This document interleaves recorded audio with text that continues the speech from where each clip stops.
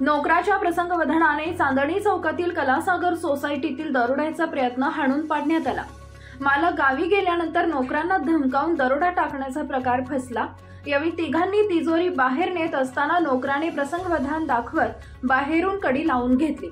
आरडाओरड केल्यानंतर जवळील रहिवासी आले। त्यांनी याबाबतची माहिती पोलिसांना दिल्यानंतर पोलीस घटनास्थळी दाखल झाले। दरोडेखोरांना पोलिसांनी शरण येण्यास सांगून रात्री 9 वाजण्याच्या सुमारास तिघांनाही ताब्यात घेतले। गुरुवारी रात्री उशिरा याबाबत गुन्ह्याची नोंद करण्यात आली आहे। ताब्यात घेतलेले चोरटे हे आईस्क्रीम विक्रीचा व्यवसाय करत असल्याची माहिती मिळाली आहे।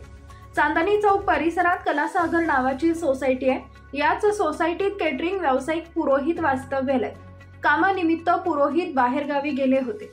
दरम्यान त्या ठिकाणी नोकर राहत होते। गुरुवारी दुपारी चोरटे घरात घुसले। त्यांनी नोकरांना तिजोरी कुठे आहे असे धमकावत विचारले। त्यावेळी तिन्ही चोरट्यांनी तिजोरी बाहेर नेण्याचा प्रयत्न केला। त्याचवेळी नोकराने प्रसंगवधान दाखवून बाहेरून कडी लावून घेतली। त्यामुळे हा प्रकार रोखला गेला।